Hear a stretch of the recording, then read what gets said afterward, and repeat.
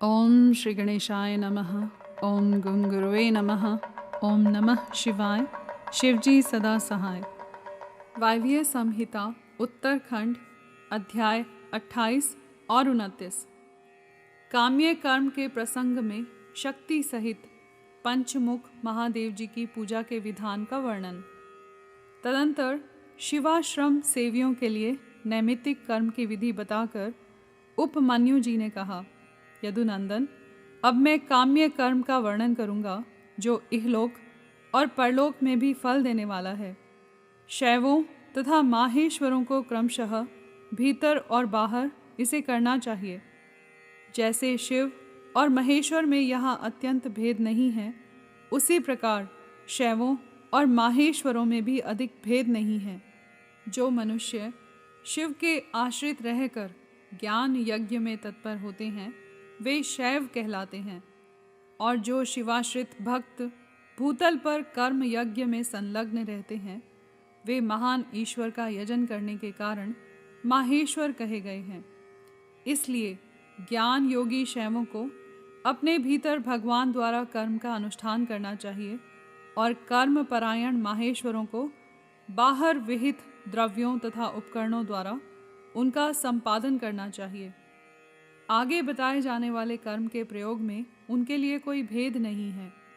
गंध, वर्ण और रस आदि के द्वारा विधि पूर्वक भूमि की परीक्षा करके मनोअभिलषित स्थान पर आकाश में चंदोवा तान दें और उस स्थान को भली भांति लीप पोत कर दर्पण के समान स्वच्छ बना दें। तत्पश्चात शास्त्रोक्त मार्ग से वहाँ पहले पूर्व दिशा की कल्पना करें। उस दिशा में 1 या 2 हाथ का मंडल बनाएं। उस मंडल में सुंदर अष्टदल कमल अंकित करें। कमल में कर्णिका भी होनी चाहिए। यथासंभव संचित रत्न और सुवर्ण आदि के चूर्ण से उसका निर्माण करें।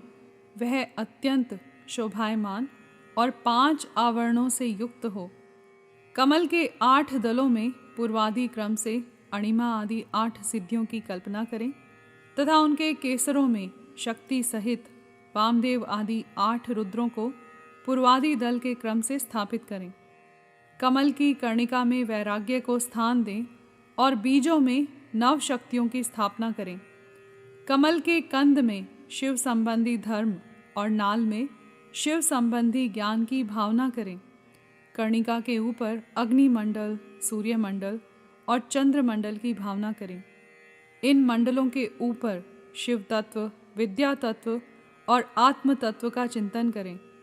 संपूर्ण कमलासन के ऊपर सुखपूर्वक विराजमान और नाना प्रकार के विचित्र पुष्पों से अलंकृत 5 आवरणों सहित भगवान शिव का माता पार्वती के साथ पूजन करें। उनकी अंग कांति शुद्ध स्फटिक मणि के समान उज्ज्वल है। वे सतत प्रसन्न रहते हैं। उनकी प्रभा शीतल है। मस्तक पर विद्युन मंडल के समान चमकीला जटा रूप मुकुट उनकी शोभा बढ़ाता है। वे व्याघ्र चर्म धारण किए हुए हैं। उनके मुखारविंद पर कुछ कुछ मंद मुस्कान की छटा छा रही है। उनके हाथ की हथेलियां और पैरों के तलवे लाल कमल के समान अरुण प्रभा से उद्भासित हैं। वे भगवान शिव समस्त शुभ लक्षणों से संपन्न और सब प्रकार के आभूषणों से विभूषित हैं।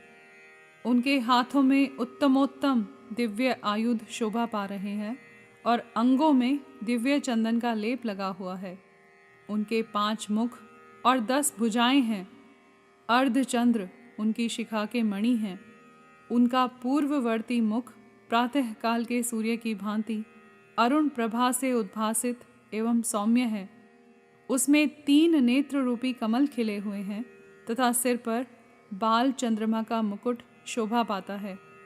दक्षिण मुख नील जलधर के समान श्याम प्रभा से भासित होता है।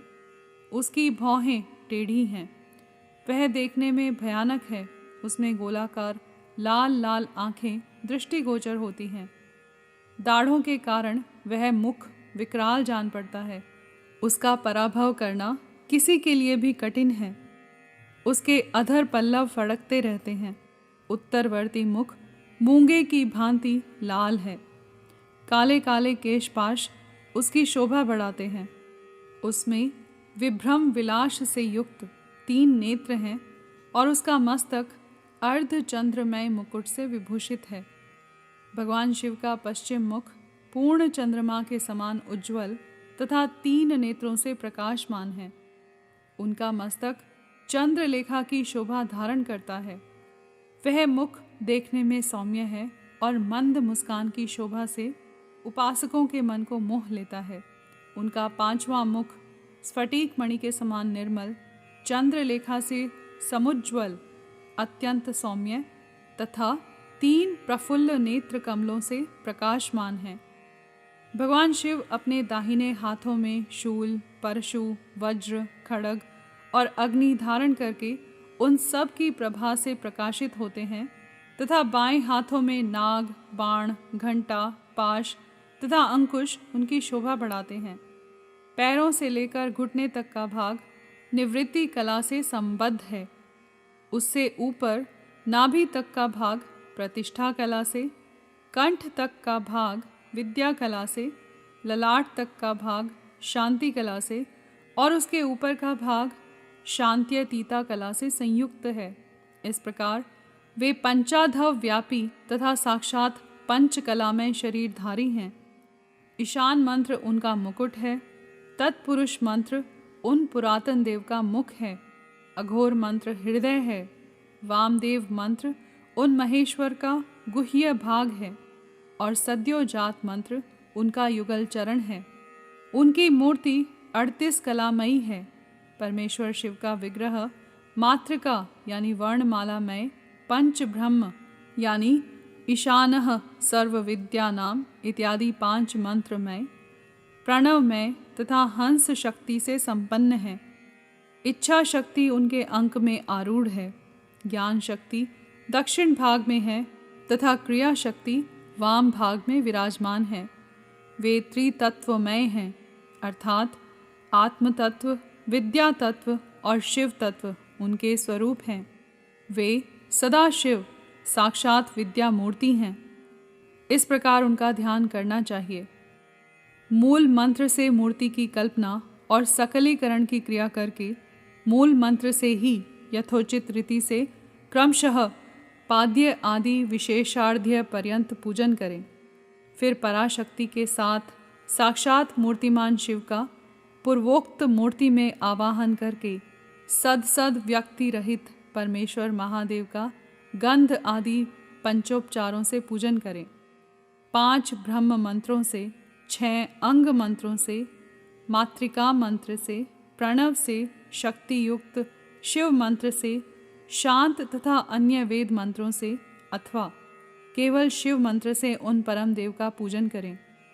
पाद्य से लेकर मुख शुद्धि पर्यंत पूजन संपन्न करके इष्ट देव का विसर्जन किए बिना ही क्रमशः 5 आवरणों की पूजा आरंभ करें। यहाँ पर अध्याय 28 और 29 समाप्त हुए। कर्पूर गौरम करुणावतारम संसार सारम भुजगेंद्रहारम सदा वसंतम हृदयारविंदे भवम भवानी सहितं नमामि।